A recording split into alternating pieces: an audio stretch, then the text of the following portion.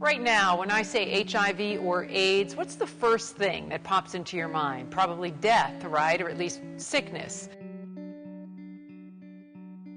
AIDS, acquired immune deficiency syndrome. No one with AIDS has been cured. AIDS is now the leading cause of death among young people in this country. And we have no cure. And worse than that is that the mortality rate is really astronomical.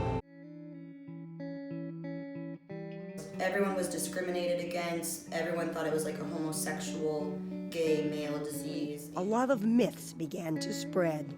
I remember when people said you could get it from touching someone if there was perspiration on their arm. Of course. You could get it from breathing air that a Hugging someone, casual contact, even though the overwhelming evidence indicated that was not the case.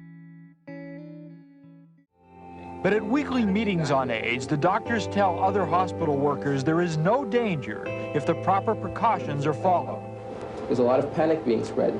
Nobody has come down with AIDS from breathing the air. That's number one. That HIV could be transmitted through blood transfusions, and that women can get HIV and pass it on to babies in the womb or through breast milk. Intravenous drug users who share needles are also at high risk.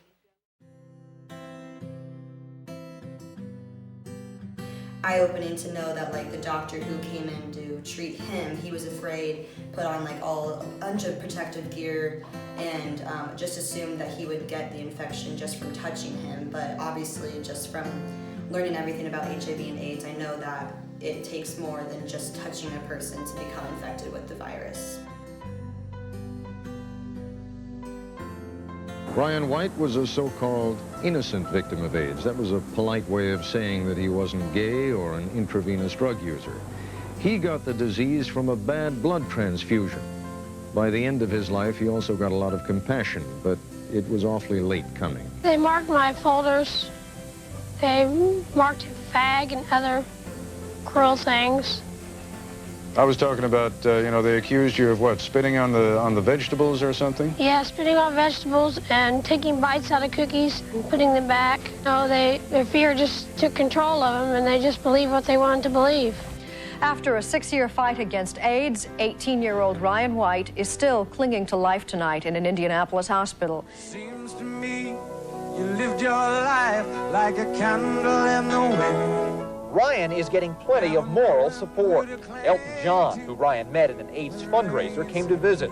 Michael Jackson, Johnny Cash, Joe Montana called.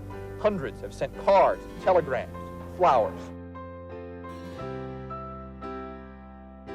I'm a member of IU Dance Marathon, which was created the spring following Ryan's passing, when he would have been a student that fall, joining the Hoosiers here in Wilmington. And so his best friend, Jill Stewart, set up the marathon to honor him and his legacy, and also encourage people to continue donating to the cause. Ryan's story is special because not only was his diagnosis something that affected his immediate family and their ability to care for him medically, but it also affected their ability to support him emotionally and mentally, as well as the community. And it all stemmed from this ignorance about how the disease was contracted and how Ryan was handling it. And so creating that education piece along with the philanthropic side of things is something neat that IUDM uniquely accomplishes. Brave men and women are coming out of the shadows to tell their stories. I was 17 at the time, and I contracted HIV from the very first person that I ever dated when I came out.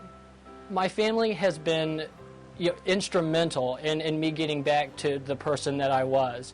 In the very beginning, my family did struggle because they had that image of HIV and AIDS from the early 80s where people were just dying left and right. And to be honest, my mother, she didn't know how to take it. She wasn't afraid of the disease or the illness. Her biggest fear was of losing me. And again, in the beginning, being so sick, I can understand where that was a real concern for her. And I have to tell you in all sincerity that my mother is probably one of my biggest heroes in terms of being able to overcome the stigma of having someone close to them with HIV and AIDS.